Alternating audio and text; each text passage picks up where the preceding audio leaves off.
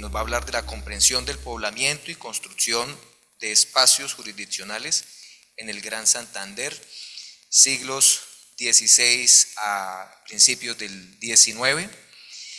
Silvano Pavón es de nuestra casa, de los historiadores egresados de la Universidad Industrial de Santander, con estudios, la maestría internacional en historia, especialista en paleografía, en el periodo colonial, ha publicado muchos libros y artículos, especialmente de Cúcuta, Pamplona, norte de Santander.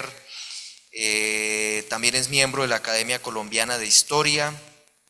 Y Silvano, te invito a seguir aquí, a presentarnos este panorama de poblamiento y jurisdiccional que con mucha dedicación y muchos años has venido trabajando. Muchas gracias, Robinson. Buenas tardes para todos. Es un placer estar acá en mi casa de estudios, que para mi familia es mi segundo hogar. Aquí se formaron mis hijas, ya Patricia es profesora acá, pues es el referente en historia regional y territorial como escuela, y tenemos el deber de dar cuenta de ello quienes egresamos de esta alma mater. Hoy voy a compartir, y en virtud del tiempo, pues creo que me va a tocar un poco rápido, el poblamiento y la construcción de espacios jurisdiccionales en el territorio pues, nororiental colombiano, el Gran Santander. Esto tengo que mencionarlo así porque la visión es mucho más amplia que el actual departamento de Santander.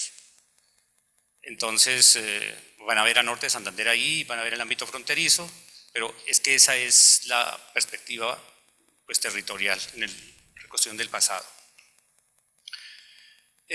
Lo primero que es obligatorio asumir es qué había antes de la llegada de los cristianos, es la primera pregunta. Los pueblos prehispánicos, ¿cómo los asumimos desde la perspectiva etnohistórica y de los espacios? Entonces se propone un mapa en ese perfil para como ver las fronteras étnicas que documentamos desde la etnohistoria. Seguramente la arqueología está haciendo los ajustes de rigor.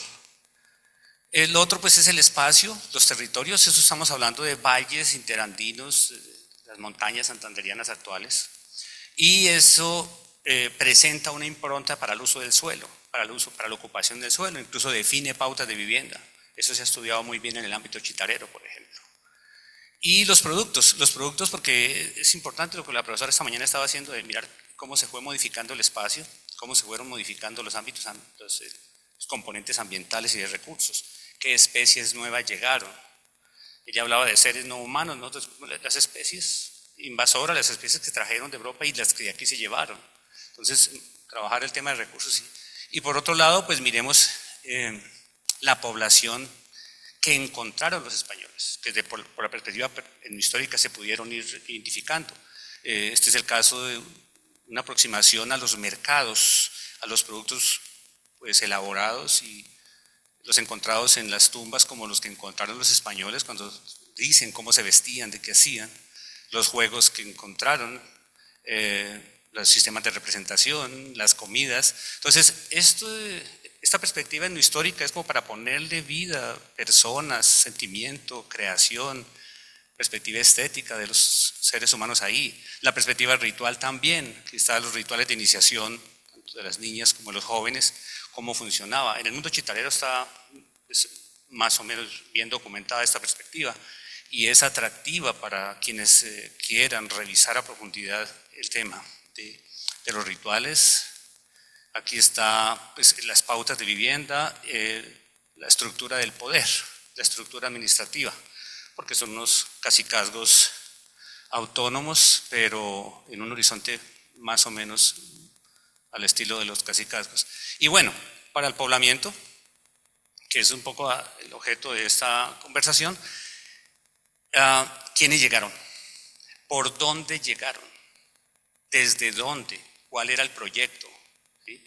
Entonces aquí no es, pues la vieja historia cuenta pues una perspectiva epopéyica de la llegada de los españoles y muestran las rutas y demás.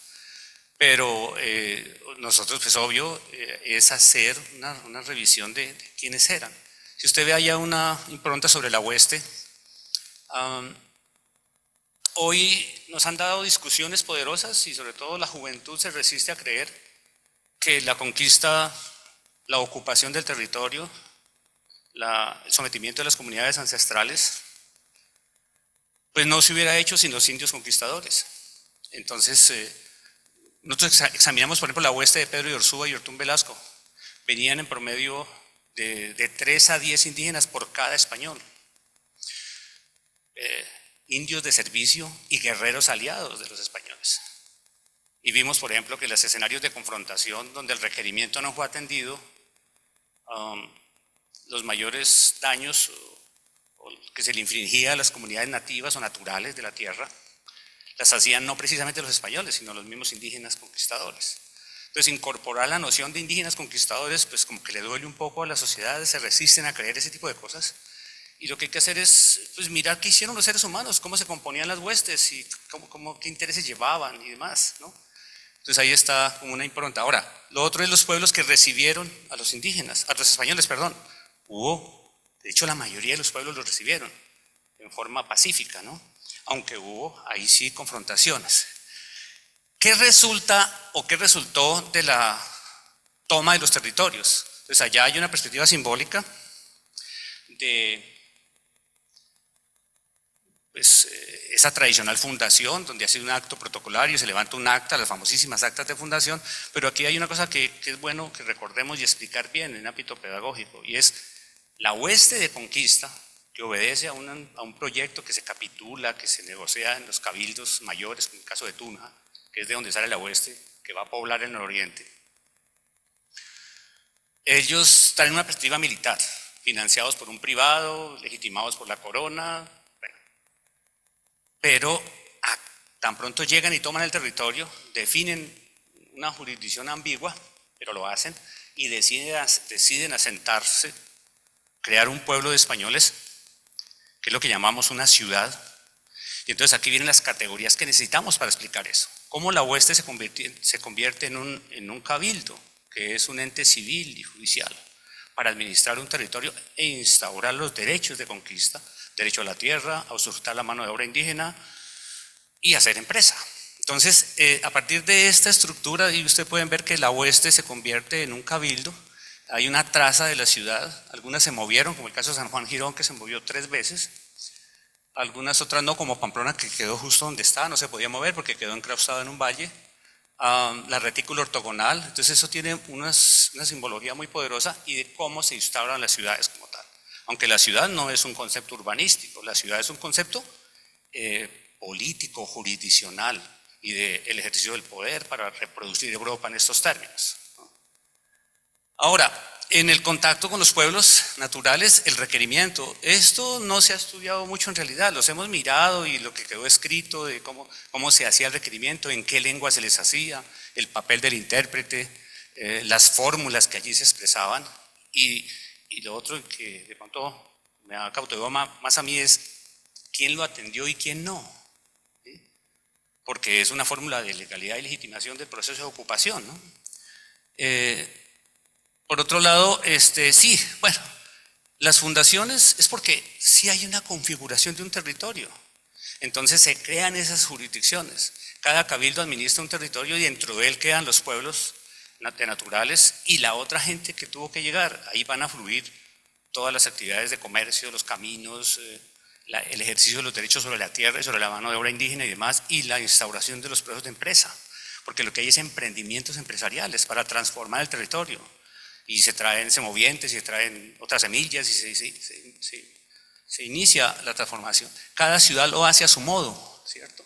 Pero hay una línea del tiempo que se puede establecer para ver cómo se influyeron unas y otras. Aquí vemos, por ejemplo, que tiene que establecerse una relación específica. No tuvo un solo modelo. Si estudiamos valle por valle, hueste por hueste, territorio por territorio, vamos a encontrar particularidades muy específicas de cómo se relacionaron cada una de las huestes con los pueblos que llegaron. Y el compañero hizo una tesis sobre la hueste de Alfinger, pero no era la hueste de Alfinger por los españoles, por los alemanes, sino que encontraron y cómo se fueron relacionando sistemáticamente. Y el texto le deja a uno ver con lujo de detalles eso, quiénes eran, por dónde ellos iban pasando, quién decía quiénes eran, cómo se autonombraban o cómo lo nombraban los otros, ¿no? Para ver entonces cómo ingresaron. Aquí están unas imágenes que es de los valles de Cúcuta, porque historiamos a profundidad de eso. ¿Qué pasó en los valles de Cúcuta? Era una zona de frontera étnica. Y entonces, al parecer, los naturales toman a los españoles como aliados y los acogen, porque necesitan una alianza inmediata. Y para esa alianza les dejan las chicas y rápidamente duermen con ellos, las embarazan, porque gracias a eso forjan una alianza para ahí sí presentarse más fuertes frente a la otra etnia con la cual están en guerra, ¿sí? Eso tampoco era, por decirlo así, un jardín de rosas, ni era el jardín del Edén. Los pueblos guerreaban entre ellos y estaba complicado. Bueno, pero ¿quiénes vinieron? Entonces aquí, pues las fuentes se entregan de primera mano, no, hay que preguntar un poquito más a fondo, de dónde venían, cómo se organizaron, quién los registró. Entonces ahí tenemos los catálogos de pasajeros, la administración en España, la documentación forjada acá, y aquí sí es para historiadores, porque uno de los chicos tiene que decir, bueno, miremos las fuentes. Esta mañana escuchaba en la conferencia de la compañera profesora Ana que presentó como dificultad con las fuentes, ¿no? Los cabildos, por ejemplo, el caso de Pamplona, el cabildo de Pamplona muestra cómo se configuró el espacio, incluso hay normas sobre el uso de la vegetación, que no tumbarán más madera de la necesaria, el uso del agua y demás, o sea que en la configuración del territorio ya hay una reglamentación y una configuración. Las listas son muy importantes porque se le puede hacer rastreo al desarrollo empresarial, se le puede hacer rastreo genealógico a las familias que configuraron los territorios, y las ciudades pues permiten en una mezcla entre, bueno, la crónica, que yo tengo un criterio y lo voy a citar, que es el de Jorge Augusto Gamboa. Él dice que la crónica podría asumirse entre un 10 y un 40% de fiabilidad como fuente. Lo otro es inspiración literaria, fabulaciones, ¿sí? Pero en todo caso ahí está. Y la examinamos rigurosamente para confrontarla con las otras fuentes. Entonces digamos que en ese sentido sí es pues, plausible. Ahora, la ciudad como tal, la primera gran jurisdicción, el juego de jurisdicciones. Ya más o menos introduje lo que había que decir, es decir, la hueste se convierte en un cabildo, hay unos cargos que son valiosísimos, se configura el territorio. Mira, aquí estoy mostrando cómo se configuró el territorio del siglo XVI. Entonces, a partir de Pamplona, que por cierto, históricamente la reconocen como ciudad fundadora de ciudades, pues eso lo hizo Tunja. Tunja salen las huestes a poblar territorios, a crear nuevas jurisdicciones, y en este caso Pamplona tiene que asumir esa misma tarea, porque las jurisdicciones eran demasiado extensas, demasiado ambiguas. El brazo de la justicia del cabildo gobierna lo que más puede, pero si no puede, tiene que generar nuevas jurisdicciones. Además, siguen buscando indios, siguen buscando minas y siguen buscando rutas a Maracaibo, rutas al Magdalena, rutas a la costa, para conectarse pues, con el mundo, porque al fin de cuentas están reproduciendo Europa acá en estas partes. Bien, entonces ese estudio de jurisdicciones es muy chévere porque entonces ahí van las categorías que hay, los cabildos son diferentes, unos más grandes, otros más pequeños, y la relación entre cabildos, las rutas que se generan, ¿no? Luego, pues los oficios, a veces la gente casi no le gusta mirar cómo se configuró el territorio y cómo se ejerció la construcción de empresas. Esta es una empresa agrícola rural, que eran empresas autárquicas muy poderosas en el uso del suelo, eligen los mejores valles, de hecho después terminando siendo paralelos a los pueblos de indios, porque ya en el siglo XVII hay que poblar a los indios, y entonces dinamizan esas unidades agroganaderas con lo que serán los indios, de hecho usando el servicio doméstico de las comunidades indígenas. Y mire la transformación de territorio, entonces ahí entra el trigo, para el caso de la provincia de Pamplona actual, que es buena parte del actual Santander y norte de Santander, la parte sur, es la cultura del trigo, entonces toda la tecnología, y ese es un punto crucial, tecnología gastronómica, la cultura del pan y el vino, o sea, ¿qué se trajo y cómo dinamizó con las comunidades indígenas? En la visita de Cristóbal Bueno y en la de Tomás López, que es básicamente la que más revisa los tributos, para 1559, para 1560, 10 años después de ocupar el territorio, ya 60 pueblos de indios están tributando con trigo. De tal modo que esa es una ventana extraordinaria para ver las transformaciones del territorio. Y lo otro, la ciudad no funciona sin oficios. Y los oficios, esto pueden decir ustedes que es medieval, no, son los oficios, porque necesito el zapatero, el herrero, el talabartero, el armador, el platero de oro, platero de plata y todos. Y es más importante, el barbero cirujano, ¿sí? Es el que se encarga de curar heridas, hacer... Ahora, los actores, la ciudad permite estudiar los actores con todo juicio, en este caso, pues la iglesia se encarga de ordenar la sociedad.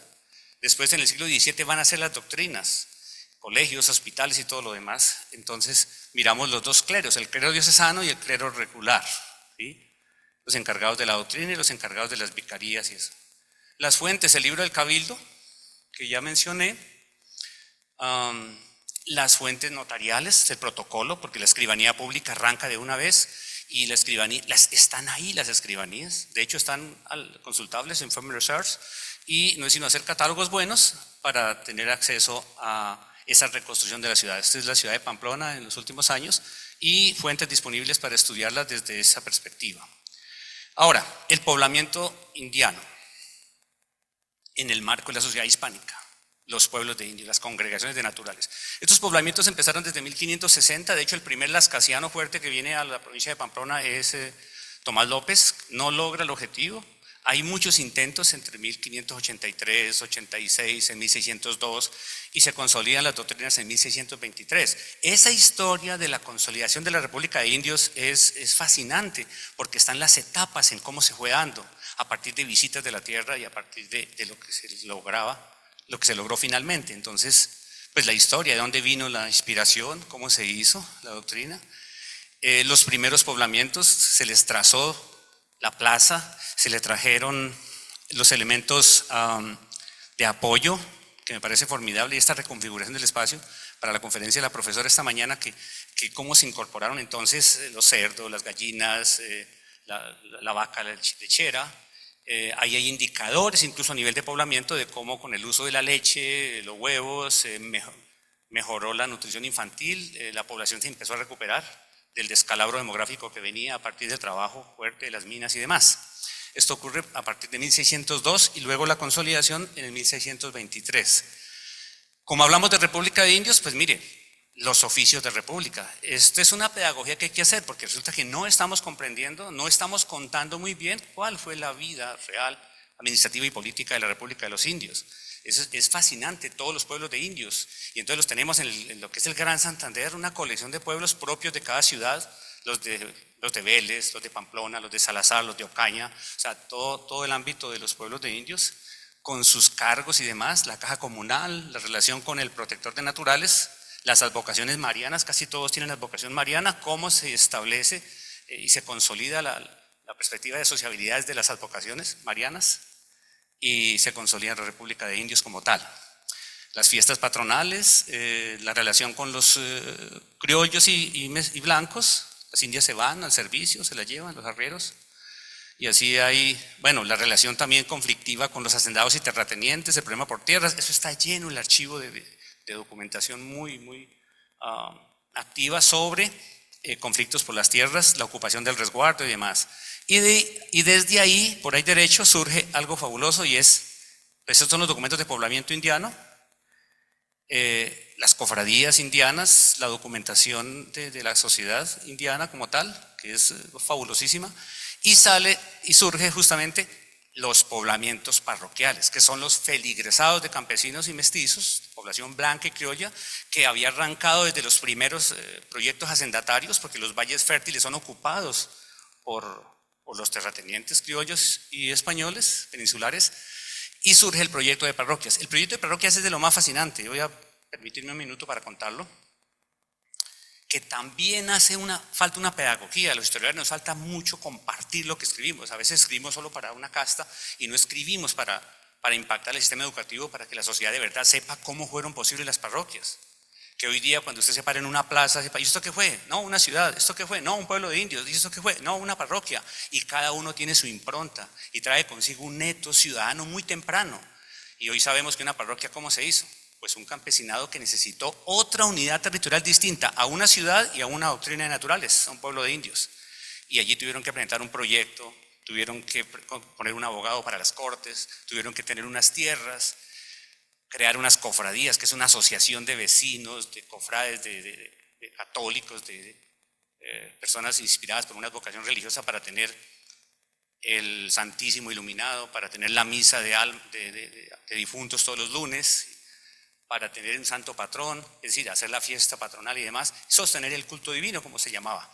Y todo eso genera un proyecto extraordinario hasta que consiguen que un tribunal eclesiástico los autorice y luego que el Estado cree las parroquias. Entonces, tenemos que explicar en qué consistía la municipalidad hispánica, las distintas municipalidades hispánicas, la ciudad, el pueblo de indios o doctrinas naturales y la parroquia hasta este momento, ¿no? Entonces, las parroquias son fascinantes para estudiarlas porque hay una vida social fabulosa, la importación de ropa, consolidación de matrimonios, alianzas, las élites locales, construcción de infraestructura, los asentamientos urbanos, los listados de fundadores, ¿sí? Todas lo tienen. ¿Y de dónde sale la titulación de las tierras, de las unidades territoriales? Es decir, el tribunal eclesiástico primero y luego el tribunal, la Real Audiencia. Aquí está, por ejemplo, el presidente de la audiencia firmando un título, el título de dirección parroquial de la parroquia de San José del Guasimal en los valles de Cúcuta, hoy capital de norte de Santander, original en una parroquia, ¿no?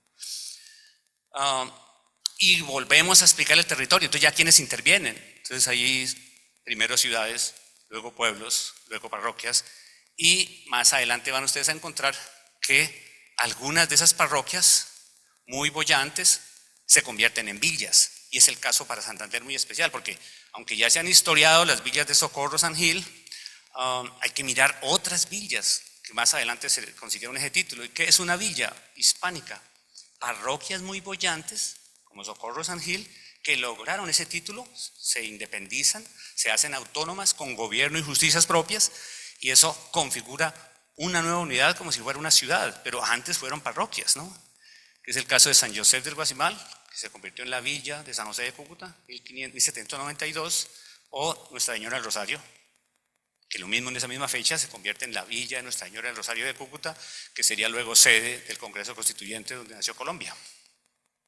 Entonces, esas villas tienen nombramiento de autoridades. Esto, si bien es cierto, es un discurso político a la luz del derecho, pero es del derecho indiano de cómo se empezaron a reconfigurar o a, digamos, el ascenso político de algunas parroquias. Y eso tiene mucho de importante porque se generan procesos de sociabilidad muy importantes allí. Se crean las escuelas, las primeras escuelas de letras, de primeras letras. Digamos que ahí nace la educación sistemática que después Santander asume ya en la República. Y otros servicios, otras autoridades, control de pesas y medidas. O sea, ellas empiezan a villas a comportar como ciudades. Como dije antes, se hacen autónomas y se independizan de la matriz que es Pamplona, para el caso de Santander, de la matriz que era Vélez o San Juan Girón. Y la documentación, esos expedientes son extraordinarios, tanto los expedientes de erección parroquial como los expedientes de erección de villas, porque los títulos de villas había que comprarlos, armar todo un proceso. Y para el caso de Socorro San Gil sí que es hermoso porque ellos compitieron entre sí, se invalidaban el uno al otro. Entonces surgió una lucha política entre las dos villas y eso generó una documentación fabulosa porque ahí se cuentan N cosas para ser historiadas precisamente. Y los listados que son fabulosos porque están las personas unitas ahí para hacer demografía y demás. Quiero terminar con esto y es cómo cartografiamos la narrativa, cómo la cartografiamos para los maestros, para los estudiantes, para los niños. Como si ustedes están viendo, este es material construido para niños. Es el papel de la historia como disciplina, tenemos que enseñarla. Entonces tenemos que producir narrativas que medien la perspectiva pedagógica. Incluso en algunos de los últimos libros he puesto la postura didáctica para la enseñanza de la historia. Y es la didáctica crítico-constructiva, de un pedagogo alemán que se llama Wolfgang Klofke, para decir, bueno, ¿cómo es que vamos a hacer la narrativa para ser comprensivos? Y hacemos historia comprensiva asistida o alimentada con un horizonte pedagógico, y es este. Usamos cartografía moderna, o sea, cartografía científica del IGAD, mire lo primero que cartografiamos allá, las naciones étnicas, los pueblos prehispánicos que encontraron o fueron reportados por vía etnohistórica. Incluso arte rupestre, los elementos que enriquecen la narrativa de los espacios prehispánicos o antes de la llegada de los cristianos. Y en segundo lugar, el segundo mapa, entonces los cabildos. Si usted compara los dos mapas, mire lo que le sucede. Los pueblos ancestrales medianamente van a ser representados luego en las jurisdicciones de los cabildos. ¿Y eso qué quiere decir? Que en los proyectos de poblamiento, por lo general, ellos, reconociendo las distintas generaciones, le ponen una ciudad a cada nación. Por eso ahí le ponen una ciudad a los chitareros, Pamplona, le ponen una ciudad a la zona de frontera y la defensa de la navegación de los ríos, que es Salazar de las Palmas, un fuerte militar que después se llamó San Faustino de los Ríos. Ponen a San Juan Girón por una razón, ¿sí? La ciudad de Ocaña la ponen por otra, es otra frontera, y las del altiplano ya ustedes saben de dónde vienen. Y para acá ya encontramos, después de la República, los distintos ordenamientos territoriales, incluso ordenamientos territoriales estudiados a la luz de la demografía, porque lo que estamos cartografiando es unidad territorial en función de la población que los censos ya republicanos fueron dando. ¿Para qué? Para poder mostrar, mire, allá a 1820, todas las unidades territoriales, todos los asentamientos, unos vía ciudad, dos vía doctrina natural del siglo XVII, tres vía parroquias, 4 vía villas españolas, y tienes para 1820 el mapa del desarrollo poblacional jurisdiccional. ¿Para qué? Para luego, con la instauración de la República, entonces van a haber las divisiones territoriales con la población que van teniendo. Y aquí ya viene el sistema de provincias, de cantones y departamentos que configuraron el ordenamiento territorial decimonónico a partir de la Constitución de 1821. Y luego vamos graficando entonces los nuevos asentamientos que van surgiendo. Y la conferencia va hasta aquí, pero generalmente yo llevo todo el discurso para mostrar entonces cuáles fueron las fuerzas pulsoras, los actores que generaron la configuración de esos nuevos poblamientos con la ampliación de la frontera agrícola, ya es el poder económico, el café. Entonces hablamos de los pueblos del café, o la expansión de poblamientos y nuevas unidades territoriales a partir del café como fuerza pulsora. Después los caminos, porque los caminos construyen las ciudades y las ciudades destruyen las costumbres, dice por ahí una canción mexicana. Para comprender finalmente lo que le pasa al siglo XX, y es otros elementos pulsores, como ¿qué? El petróleo, la coca, ¿sí? Entonces, hasta que podamos mostrar en su conjunto qué llegó. A Santander también lo ubicamos. La perspectiva, digamos, de convención de la población. ¿Por qué es tan importante incorporar la población? La población pues es una ventana, pero hay muchas otras para incorporar. Entonces, explicamos el poblamiento, explicamos la constitución de jurisdicciones y explicamos qué está dentro en esa dinámica de poblamiento. Es como proponemos, desde este punto de vista, cómo es que podemos explicar el pasado. Y por supuesto la documentación, que es valiosísima. Cada momento histórico tiene su documentación, porque cada momento histórico tiene unos actores. Los narramos, los reconocemos bajo unas categorías jurídicas, y ese poblamiento se denomina, se describe, se comprende aplicando esas categorías. Y finalmente, ¿qué evitamos? Lo que debe evitar todo historiador y todo maestro. Evitamos presentismos, evitamos anacronismos, evitamos chauvinismos, esencialismos y todas otras taras de la historia, porque nuestra misión no es por ortodoxia metodológica ni disciplinar, sino que es que la historia hay que contarla desde el horizonte, aún reconociendo que son narrativas de la perspectiva reconstructiva, pero tenemos un compromiso disciplinario con las fuentes, el de respeto por las fuentes y por los métodos de la historia. Muchas gracias.